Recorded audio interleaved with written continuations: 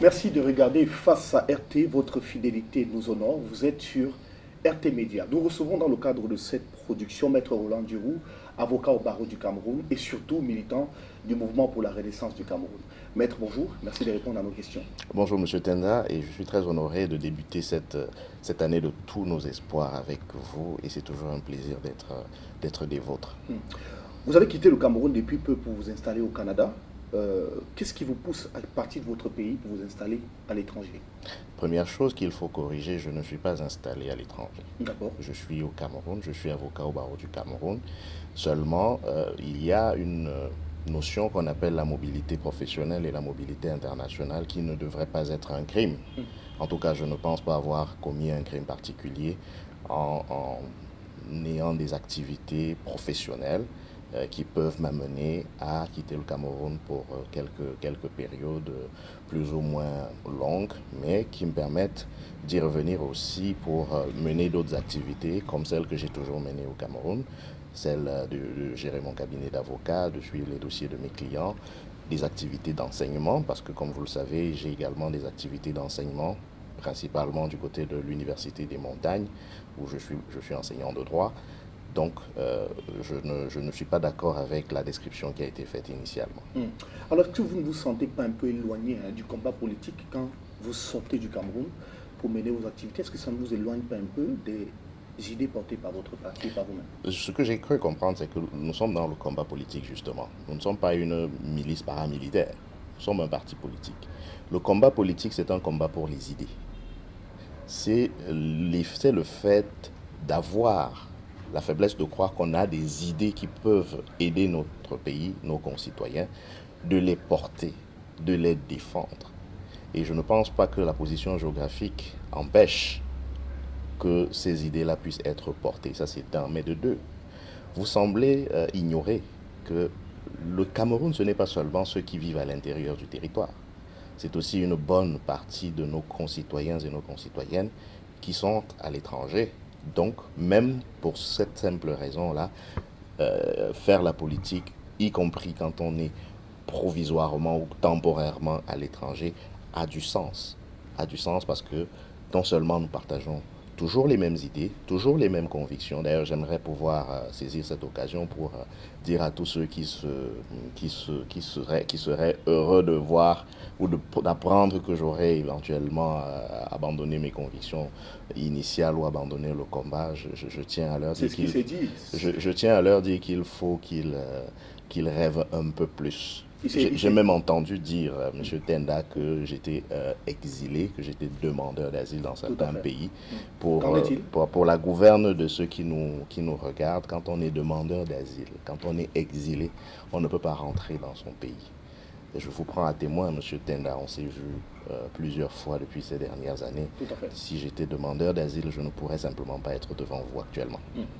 Alors, entrons de plein fouet dans ce qui nous intéresse aujourd'hui. À quelques mois de l'élection présidentielle, prévue en octobre prochain, le chef de l'État a subtilement manifesté son engagement à continuer à servir les Camerounais dans son discours de fin d'année. Pourquoi vous, Maître Roland Duroux, êtes-vous contre un huitième mandat du président Biya à la tête du Cameroun? Non, Monsieur Tenda, vous ne m'avez pas saisi. Je l'ai dit dans un média concurrent il n'y a pas longtemps. À titre personnel, euh, il a parfaitement le droit d'être candidat à un énième mandat. Même son âge, qui d'ailleurs suscite l'intérêt de certaines personnes, moi je considère qu'il est le premier à être conscient de euh, de ce qu'à son âge, on prépare ses mémoires et on s'occupe de léguer quelque chose à la postérité. Mais s'il n'en est pas conscient, libre à lui. De toutes les façons, moi en tant que militant pour la renaissance de mon pays, militant d'un parti politique qui s'est résolument engagé pour le changement, l'identité, voyez-vous, l'identité du candidat du régime m'importe peu. Que ce soit M. Biya ou quelqu'un d'autre, l'identité du candidat m'importe peu. La question de la énième candidature de M. Biya ne se pose pas à nous autres de l'opposition. Ça se pose précisément à ceux qui sont dans son parti politique, à lui. Comment? Ils appellent à ce qu'il se représente. Est-ce que vous vous souvenez de l'avant Ceausescu? Est-ce que vous vous souvenez de l'avant Mobutu, avant la chute de Mobutu? dans la caractéristique fondamentale de tous les pays qui fonctionnent à peu près comme les nôtres, c'est que l'instant d'avant, tout le monde est dithyrambique. Tout le monde est un soutien inconditionnel du tyran central. Mais l'instant d'après, tout le monde retourne sa veste. Précisément parce qu'aucun de ces soutiens n'est sincère. Qu'est-ce que vous voulez dire concrètement? Ce que je veux dire, c'est que ce que vous appelez appels et autres, c'est simplement des appels du ventre. C'est des appels de ceux qui pensent qu'ils n'ont pas d'autre solution pour préserver leurs privilèges que d'utiliser la figure totémique de quelqu'un qui est là depuis 42 ans et qui a 92 ans. C'est-à-dire qu'on invite quelqu'un qui aura bientôt 100 ans à un autre mandat. Figurez-vous que c'est de l'ordre de l'absurde. Mais si ces gens-là ne sont pas capables de se rendre compte de l'absurdité de leurs appels, c'est bien parce qu'il y a d'autres considérations qui empêchent le cerveau de réfléchir normalement. Et c'est très souvent des considérations stomacales qui amènent à ça.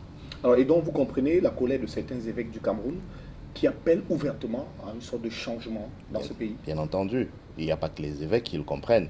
Le citoyen lambda le comprend. La vraie question, c'est de savoir si ce citoyen-là aujourd'hui, plus qu'hier, est prêt à franchir le pas pour obtenir ce qu'il le veut. Je vous donne une image, M. Tenda.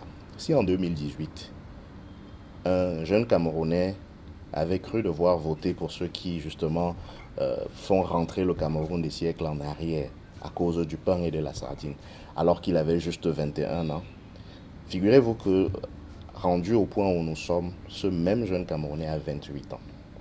S'il avait voté à 21 ans en 2018, ayant, je dirais, le bac, ça veut dire qu'aujourd'hui, il a minimum la licence ou un master et qu'il est au chômage, probablement depuis 1 ou 2 ans. S'il faut qu'on explique à ce citoyen-là, en 2025, que le sens de son pays, ce n'est pas un monsieur de 92 ans à qui il a fait confiance en 2018. Il faut qu'on le lui explique pour qu'il le comprenne. Ça veut dire qu'il ne lit pas encore assez l'heure dans sa propre vie. Et si les Camerounais estiment qu'ils sont mieux gérés, qu'ils sont les mieux dirigés du monde, libre à eux. Mais en ce qui me concerne, de ce que je peux voir autour de moi, dans nos familles, dans nos quartiers, c'est que la misère s'est généralisée. La lecture de l'heure s'est démocratisée. Alors, mais pourquoi vous pensez que le président Biya ne devrait pas aller à un autre mandat? Pourquoi vous pensez que ça peut être un frein pour le Cameroun? Parce que c'est déjà un frein depuis 42 ans. Le problème avec l'analyse que l'on fait sur un éventuel futur mandat de M. Biya, c'est qu'on fait comme si il se présente pour la première fois aux Camerounais. Pourtant, c'est quelqu'un qu'on connaît déjà un peu bien. Souvenez-vous qu'avant d'être président de la République depuis 42 ans, ce monsieur a été Premier ministre dans ce pays et il a cumulé beaucoup d'années de haute fonction publique, de haute administration. Donc, il a plusieurs bilans, il n'a pas qu'un seul bilan.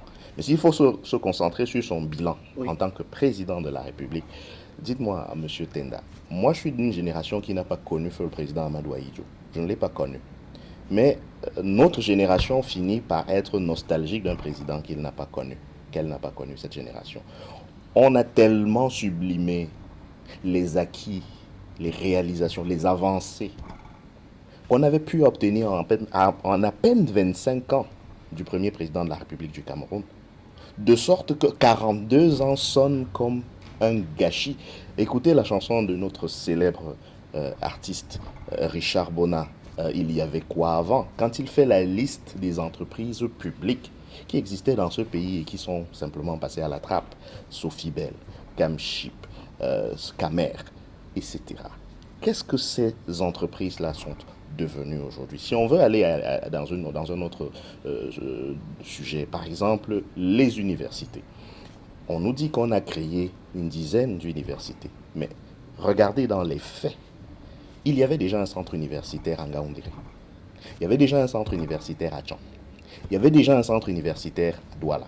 Il y avait déjà un centre universitaire à Boya. On a utilisé un décret pour dire que les centres universitaires deviennent des universités. Quelle est la politique qui a été mise en place derrière cette transformation décrétale? Personne ne peut le savoir. Pourtant, dans l'intention des centres universitaires du président Amadou Ahidjo, il y avait une sorte de spécialisation des universités. Donc, si la logique avait été maintenue, on aurait eu à Tchan, non pas une université généraliste, mais peut-être peut-être une université spécialisée, par exemple, dans les sciences agricoles et agronomiques. On aurait eu à Ngaoundéré une université. Donc, le centre universitaire de Ngaoundéré serait devenu, certes, une université, mais pas une université généraliste, encore une fois, mais une université orientée, par exemple, vers les technologies et les sciences agro-industrielles. Pareil pour l'université de Douala, l'ESSEC et le centre universitaire de Douala auraient donné lieu à une véritable université de commerce et d'affaires. Pourquoi pas mécanique aussi? Par exemple. Mais on a fait la même chose partout. Vous allez à Tchang, vous avez les mêmes facultés. Sciences juridiques et politiques, sciences économiques et de gestion, facultés de sciences, les mêmes facultés partout. Et la spécificité de ces universités ou de ces entres universitaires d'antan, c'est devenu simplement une faculté parmi tant d'autres. Vous avez la FASA à Tchang, vous avez l'ENSAI à Ngaoundéré, vous avez l'ESSEC à Douala, vous avez la STI à Boya. Et puis, dans le fond, rien de particulier. Depuis qu'on est passé au processus de Bologne, le fameux système LMD, on prend plus aujourd'hui ce qu'on appelle l'approche par compétences. Oui. Dites-moi, c'est quoi les compétences donc qui sont attendues de ceux qui rentrent dans notre système éducatif, notamment au niveau de l'enseignement supérieur, pour qu'à la fin, on ait une masse incompréhensible de secteur informel et de mototaxi. Dites-moi, où est l'école au Cameroun où on forme les mototaximans? Parce que ce président que vous souhaitez voir encore à la tête du pays pour 7 ans encore, donc autour de ses 100 ans, a cru devoir nous dire qu'il a créé des emplois dans le secteur des mototaxis. C'est-à-dire que si on le prend au mot, il veut nous dire qu'il a mis en place des écoles de formation des mototaximans pour leur permettre d'exercer ce métier-là, parce qu'ils considèrent que c'est un métier. Et il y a l'auto-école pour eux, l'obtention du permis A permet de conduire une moto. L'auto-école permet de savoir conduire une moto. L'auto-école ne permet pas de devenir professionnel du transport du transport urbain par moto, qu'on appelle moto-taximan. Et demandez, faites un vox pop. Demandez à ceux qui aujourd'hui, parce qu'ils sont contraints par la conjoncture de faire ce métier-là, demandez-leur s'ils avaient choisi au départ de le faire. Est-ce que votre enfant, M. Tenda, grandit en se disant que moi, quand je serai grand, je serai moto-taximan? Quel enfant qui parle de ça?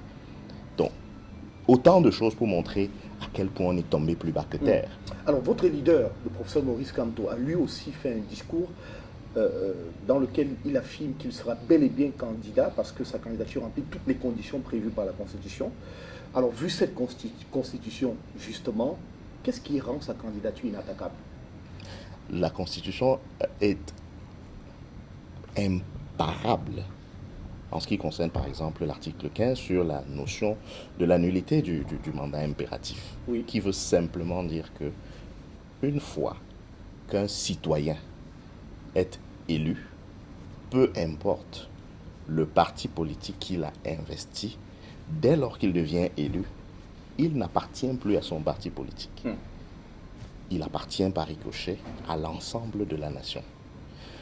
La question de la possibilité de la candidature du professeur Maurice Kamto est fondamentalement assise sur ce principe-là et de tout ce qui en découle. Je rappelle, dans les faits, concrètement, je rappelle que le principe fondamental, c'est la hiérarchie des normes juridiques.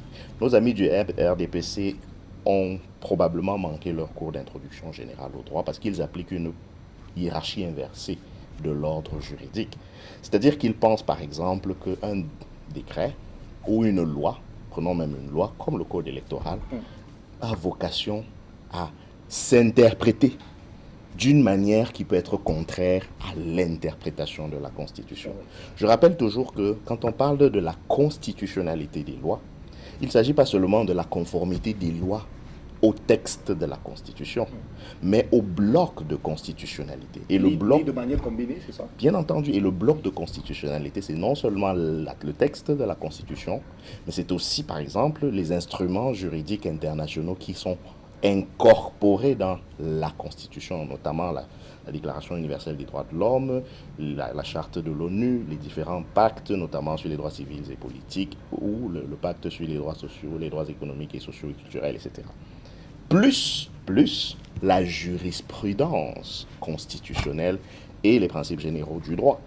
C'est-à-dire que une interprétation de la loi qui va dans un sens contraire à tout ce que je viens d'évoquer, ne peut simplement pas prospérer. Donc, le Conseil constitutionnel sera face à ses propres responsabilités de soit se dédire éhontément en contredisant sa propre jurisprudence et une panoplie d'autres instruments juridiques pour lesquels ce conseil ne s'est jamais contredit par le passé. Et là, on aura la preuve que ce conseil se contredit simplement parce que c'est Maurice Kamto.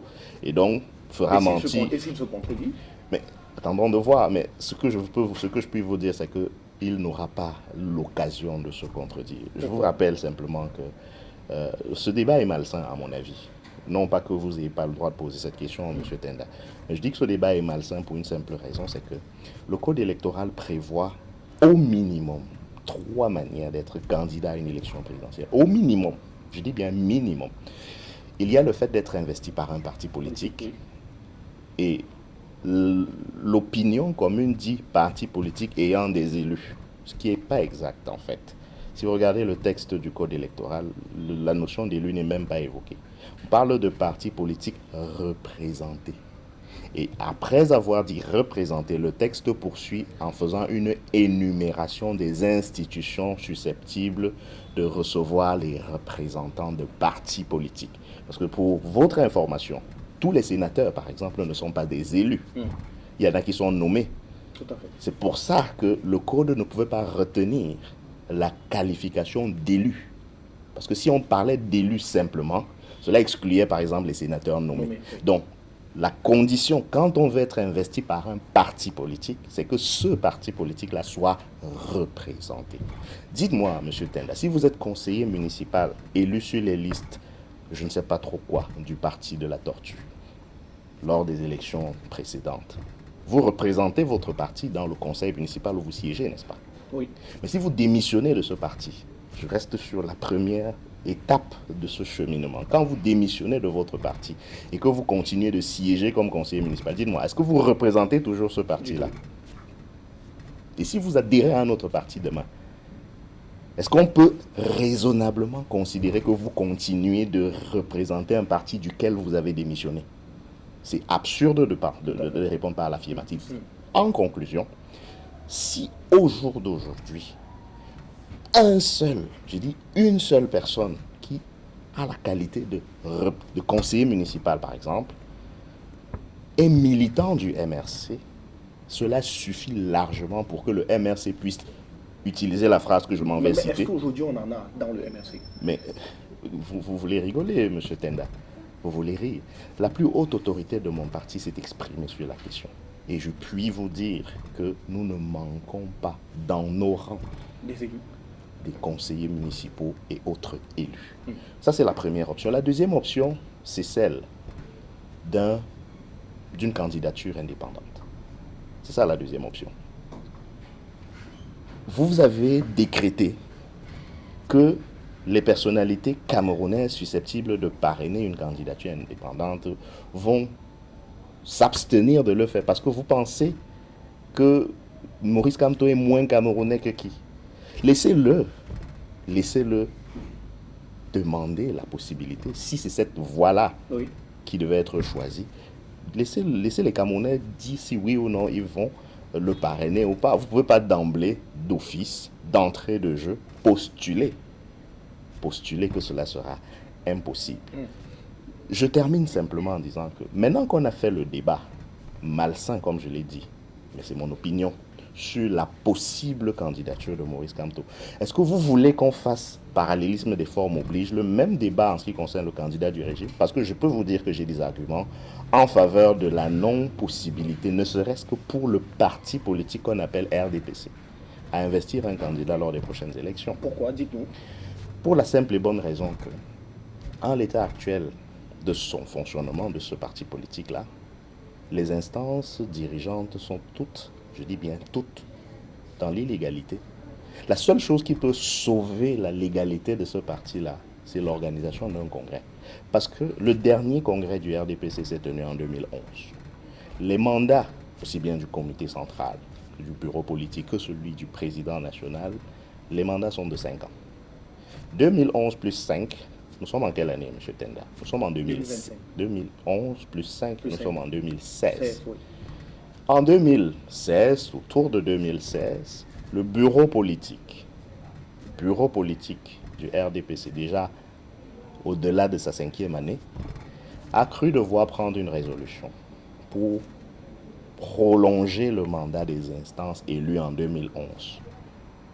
De vous à moi, s'il y a prolongation du mandat, est-ce que c'est pour la durée initiale ou c'est pour une durée non déterminée? Ça ne peut être que pour la durée initiale. Le principe juridique de base du parallélisme des formes est là pour le préciser. Donc, si le bureau politique avait qualité pour prolonger le mandat, je dis si le bureau politique avait qualité, je souligne ça, si le bureau politique avait qualité pour prolonger le mandat du bureau politique lui-même, du président national, du comité central, en dehors du Congrès, ça ne pouvait être que pour une durée maximale de 5 autres années. De 2016, 5 ans plus tard, on est rendu en 2021. Entre 2021, M. Tenda, et aujourd'hui, il n'y a plus de réunion du bureau politique du tout sur la question de la prolongation du mandat des instances élues en 2011. Donc la question que je vous pose, si le mandat du président national de ce parti-là n'a pas été prolongé par l'instance compétente en postulant que le bureau politique le soit, ce dont je doute si on pousse l'analyse juridique un peu plus loin, mais admettons même que cela soit possible. Si ce bureau politique n'a donc pas prolongé le mandat de son président depuis 2021, est-ce que juridiquement vous pouvez considérer que ce monsieur, au jour d'aujourd'hui, est le président national du RDPC? A fortiori, est-ce qu'il peut être le candidat naturel de son parti? Parce que la candidature naturelle découle de la qualité de président national. Donc si on n'est pas président national, légalement, on ne peut pas être candidat naturel légalement. Je pense qu'il y a des instances qui peuvent trancher dessus, qui jugent de la qualité de la gestion des partis politiques en interne et des textes qui se sont donnés. Oui, mais dans un contexte de... Parce que tout le monde le voit, y compris ceux qui sont en face de nous et qui font comme s'ils ne le voient pas.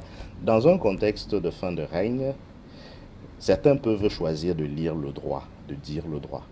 Certains pourront choisir de dire le droit. Vous souvenez-vous, il y a un moment, on a pu voir sortir dans la place publique des documents officiels signés à 13 h et démentis à 18 h par les mêmes autorités. Comprenez? Cela laissait transparaître qu'il y avait comme des batailles dans divers clans au sein du régime. Projetez-vous en 2025 et dites-vous que peut-être qu'il y ait ces batailles-là. Pensez honnêtement que certains clans vont laisser passer les autres alors qu'ils ont par exemple des arguments de légalité à faire valoir. Wait and see. En tout cas, en ce qui me concerne, si je fais comme nos amis d'en face qui lisent les lettres dans les enveloppes et qui peuvent y lire que mon candidat ne sera pas président ou ne sera pas candidat, laissez-moi vous dire que je peux faire la même analyse en ce qui les concerne. Oui, parce que concerne le RDPC. Ce qui concerne le RDPC. Avec la démonstration que vous venez de faire. Les inscriptions sur les listes électorales sont réouvertes depuis le 2 janvier 2025. Tout à fait. Les derniers chiffres publiés par Elections Cameroun, faut-il, Maître Roland Diao, craindre que le nombre d'inscrits publiés à la fin ne reflète la réalité sur le terrain? Je pars du principe que je ne veux pas lire les lettres dans les enveloppes, mais je raisonne. Si Elecam veut être crédible et sincère, dites-moi, M. Tenda, qu'est-ce que ça lui coûte de publier la liste nationale électorale? Si Elecam veut être sincère. Elecam donne l'impression que ça lui coûte un bras de faire ce que la loi demande, en l'occurrence l'article 80 du Code électoral. Pourtant, ça ne coûte absolument rien. C'est d'ailleurs des données déjà disponibles. Je rappelle que cet article 80 dit que la liste nationale électorale doit être publiée au plus tard le 30 décembre. Et cet article dit sur la base des données collectées du terrain. C'est-à-dire que la publication des listes dans les démembrements communaux doit avoir lieu longtemps avant le 30 décembre, de sorte que ce soit la compilation de ces listes déjà publiées dans les antennes communales et autres qui fasse l'objet d'une consolidation au niveau national et être publiée au plus tard le 30, dans ce qu'on appelle la liste nationale électorale. Je vous donne une application pratique de l'intérêt d'une liste nationale. Moi, j'étais hier, je dis hier, Oui. à l'antenne communale Elecam de la 4e, où je vote. Parce que j'ai demandé la modification d'une erreur matérielle sur mes identités. J'étais initialement inscrit dans un bureau D. Quand je suis parti vérifier si cette modification avait été faite, je n'étais plus inscrit dans le bureau D. Vous étiez dans quel bureau? J'étais désormais inscrit dans le bureau E. Mais supposez un seul instant que pour une raison ou pour une autre, mon nom ne figure pas dans le bureau E, c'est-à-dire celui d'à côté, mais dans un autre bureau de la ville de Douala ou d'un autre arrondissement de la ville de Douala. Qu'est-ce que moi, le citoyen qui suis en train de vouloir exercer mon droit de vote, je peux faire pour m'assurer que j'ai effectivement mon nom inscrit? Je suis obligé de faire le tour des bureaux de vote, je suis obligé de faire le tour des antennes communales de Douala en espérant trouver mon nom là-bas. Alors que si j'ai accès à la liste nationale, et si d'ailleurs elle est informatisée, vous savez comment ça se fait aujourd'hui avec les mots-clés, je peux trouver mon nom en tapant un mot-clé, en lançant une recherche. Et là, je peux aider Elecam à mieux faire son travail en lui disant, par erreur, vous m'avez inscrit dans un bureau de vote qui n'est pas le mien. Je vous prie de bien vouloir corriger, parce que c'est pour ça qu'il faut qu'il publie la liste nationale. Il peut y avoir des réclamations, il peut y avoir des contestations, etc., etc. Mais on me force, si jamais c'était dans cette éventualité-là, de prendre l'avion et d'aller vérifier partout dans le monde, y compris à Montréal ou à Tokyo, si par mégarde mon nom ne serait pas plutôt inscrit là-bas. Parce que je peux partir du principe que comme je ne vois pas mon nom dans le bureau D, je ne suis pas inscrit. Alors que oui, je suis inscrit, mais dans un autre bureau de vote. L'accès à la liste nationale électorale aurait permis simplement de régler ce problème. Et de toutes les façons, ce n'est pas une faveur. Ce n'est pas une faveur que je demande à Elecam. Ce n'est pas une faveur que je demande à M. Essoussé et son conseil électoral. C'est une obligation légale. Oui. Ils doivent se plier à la loi. Et il faut rappeler que la charge de la preuve de la transparence électorale ne pèse pas sur les citoyens, ni sur les partis politiques, mais bien sur Elecam. C'est précisément pour ça que Elecam perçoit une partie de nos impôts. Parce que si on n'avait pas choisi de confier l'ensemble du processus électoral à cet organe-là, ça aurait été le ministère de l'administration territoriale, par exemple. Est-ce que vous concluez, comme d'autres personnes, finalement, que Elecam semble jouer le jeu du parti au pouvoir? Pas semble, c'est un fait. Comment expliquez-vous que, pour une raison farfelue, on ait pu déclarer que 120 000 personnes vont être retranchées du fichier électoral pour absence d'empreinte digitale? Comme si c'est ces 120 000 personnes qui fabriquaient elles-mêmes les empreintes digitales qui sont censées être collectées par des kits électroniques d'Elecam. Et puis on vous dit qu'ils vont être réintégrés et on ne vous donne pas le moyen de savoir si effectivement ils le sont. Parce que, encore une fois, la publication de la liste nationale aurait permis de vérifier que ces personnes-là ont été bel et bien inscrites sur le fichier électoral national. Et je vais plus loin. Oui. Les outils de fraude électorale, c'est souvent les doublons ou les électeurs fictifs.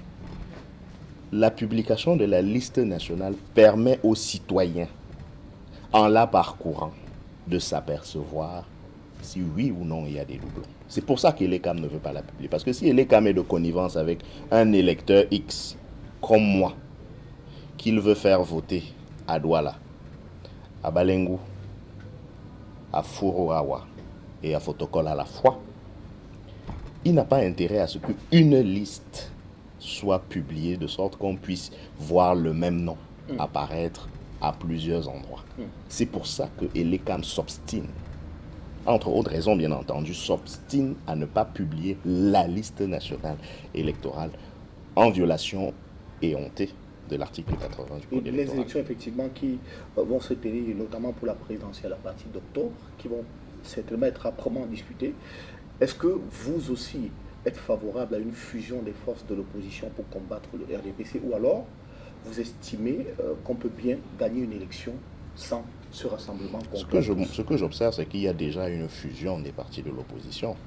Ceux qui n'ont pas compris le sens de l'histoire font comme s'ils sont de l'opposition et font comme s'il y a autre chose à faire que de se mettre en ordre de bataille derrière les meilleures chances de succès qu'on puisse avoir. Oui.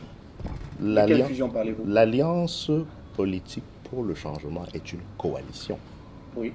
qui a choisi son candidat. Je ne sais pas si c'est un péché. Mais vous faites fi de l'ATP et Mais les autres? c'est qui le candidat de l'ATP? N'est pas encore officiellement connu. À 10 mois, à 10 mois de l'élection, je fais le journaliste. Oui. C'est qui le candidat de l'ATP? Écoutez, c'est moi qui pose des questions Je sais. sur le plateau, maître. Je sais. Mais oui, J'utilise la méthode de l'absurde pour vous dire qu'il y a quelques mois, oui, on nous a emmenés dans une fausse piste, justement, prétendant que ceux qui feraient différemment que l'ATP seraient en train d'induire les Camerounais en erreur. Supposez un seul instant que certains les avaient écoutés. Où en serions-nous au jour d'aujourd'hui? On serait au jour d'aujourd'hui en train de chercher à savoir c'est quoi l'ATP en fait. Parce qu'il me souvient que désormais il y a comme deux tendances et aucune des tendances n'a encore de candidat, à ce que je sache. Et que d'ailleurs certains membres fondateurs de ces regroupements-là ont déjà décidé de faire cavalier seul. Donc, excusez-moi. Ce qui n'est pas le cas à l'APC. À l'APC, les bases ont été fixées dès le départ. Nous pensons que depuis 2018, les Camerounais ont indiqué clairement qui est dans l'opposition celui qui incarne le mieux les chances de changement et de battre le régime en place. Si quelqu'un a un autre critère, qu'il le mette sur la table. Mais pour ceux qui ont choisi de se fusionner, de se fédérer autour du candidat de l'Alliance politique pour le changement, le professeur Maurice Kamto, ils sont partis sur cette donnée objective-là. Il y a quelqu'un qui a, lors de la dernière élection présidentielle, été le principal challenger de M. Biya et du RDPC. Il y a des raisons fondées de penser qu'il est le candidat qui incarne le mieux cette rupture. D'accord. On se met derrière lui, on fédère les énergies et on va à la bataille. Ceux qui veulent... Que faites-vous donc des autres qui sont à l'APC, qui sont à l'ATP et qui peut-être demain pourraient manifester l'envie de rejoindre l'APC? Je ne suis pas la personnalité la plus... Je ne suis pas la personne la plus autorisée à le dire, mais je pense que le professeur Kamto est un rassembleur. Si demain, ces leaders politiques souhaitent apporter leur part de contribution au changement dans l'APC, je pense que les portes leur seront largement ouvertes. Mais posez-leur la question, qu'est-ce qu'eux, ils pensent de l'APC? Nous le ferons, parce que nous avons démarré une tournée d'entretien avec les acteurs politiques, on y arrivera. Alors on vous a vu en 2020, Maître Roland Diouf, pratiquement manifester votre envie de candidater pour une élection à la députation au Cameroun. Est-ce que cela vous tente pour 2025? Ce que je dois préciser, c'est que moi, je ne suis pas entré en politique pour une gloriole personnelle. Il faut se méfier des gens qui n'ont pas d'ambition. C'est d'ailleurs le professeur Kamto qui le rappelle souvent, très très fort opportunément. Il faut se méfier de ceux qui n'ont pas d'ambition. Mais il faut aussi savoir qu'avoir de l'ambition ne veut pas nécessairement dire être élu ou porter une écharpe. Moi, je suis un jeune Camerounais d'une génération qui considère qu'il a une chance inouïe d'avoir un leader d'expérience qui est capable d'incarner un changement qui va permettre de remettre le Cameroun sur les rails de son développement et le confier aux générations futures, générations dont je pense modestement faire partie. Je pense donc en réalité avoir de l'ambition politique aujourd'hui, c'est ressusciter l'ambition qu'avaient nos illustres devanciers. Ce serait de permettre à cette dynamique qui est portée depuis 2013, 2011 même, 2012 en tout cas, formellement, parce que quand je dis 2011, c'est la lettre de démission du professeur Kamto, mais 2012, partons de 2012 qui est la fondation du MRC. Oui.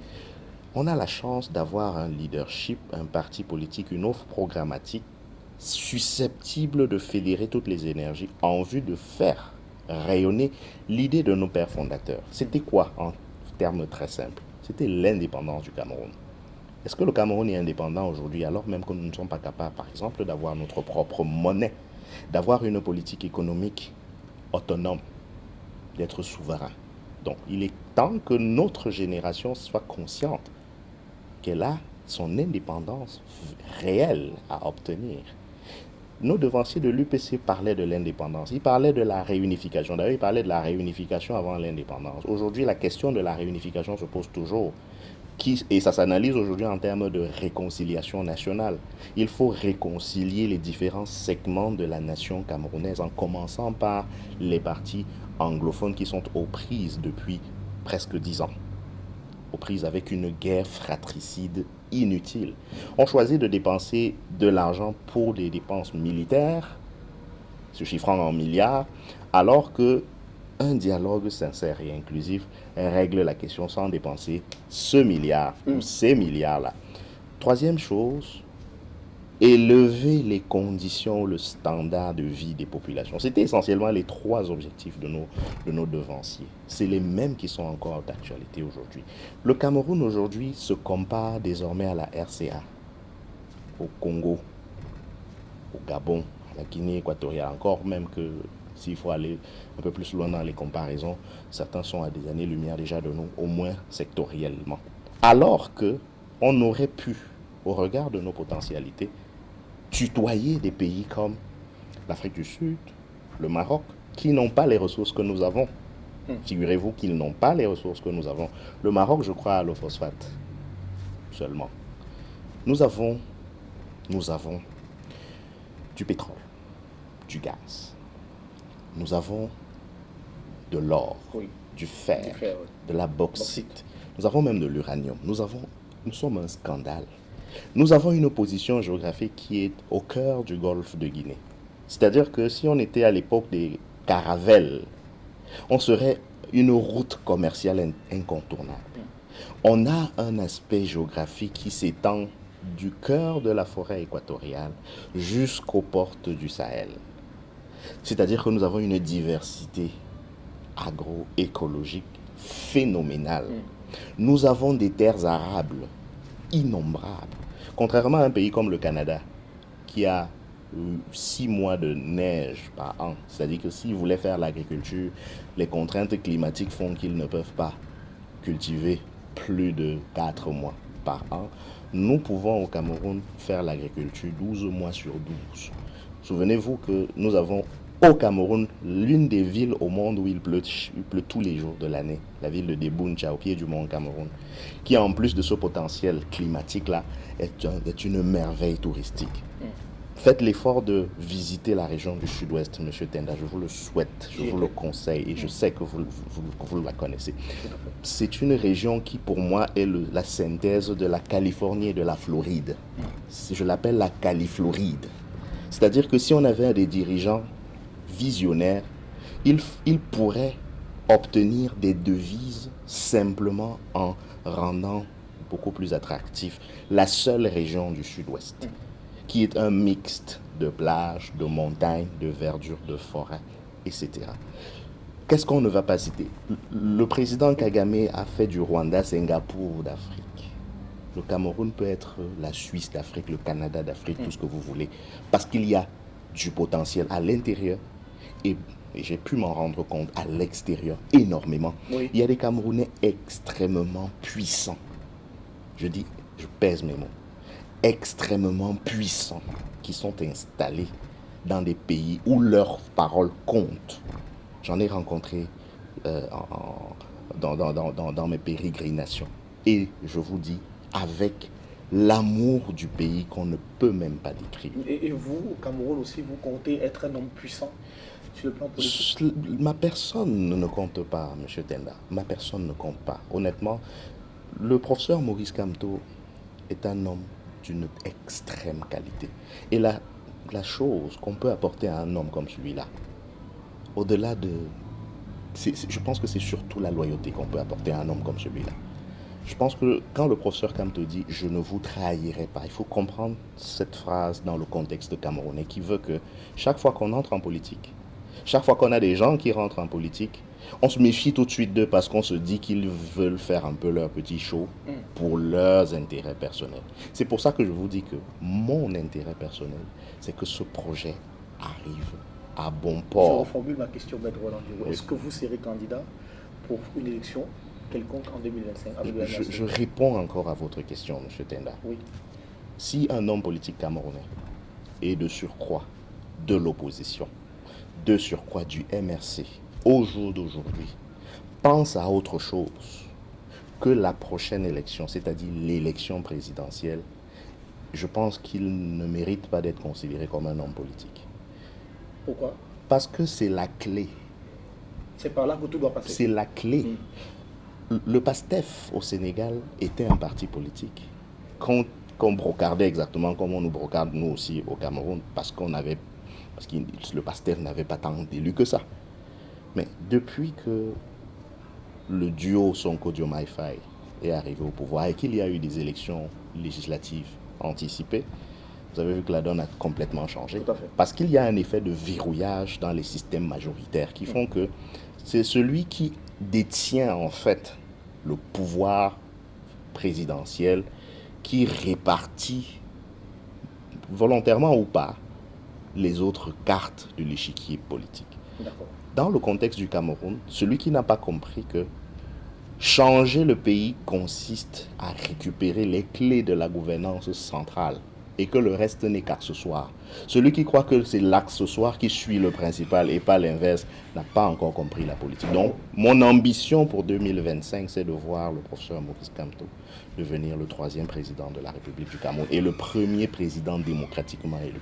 D'accord. Merci beaucoup, Maître Roland Duro. Merci infiniment. C'est ici qu'on met un terme à cet entretien. C'est moi qui vous remercie. Merci d'avoir répondu à nos questions. C'est moi. Je suis très honoré. Je souhaite une bonne et heureuse année 2025 à tous nos concitoyens et concitoyennes. Merci. Merci à vous également de nous avoir suivis sur la fin de cet autre numéro de Face à RT sur RT Média.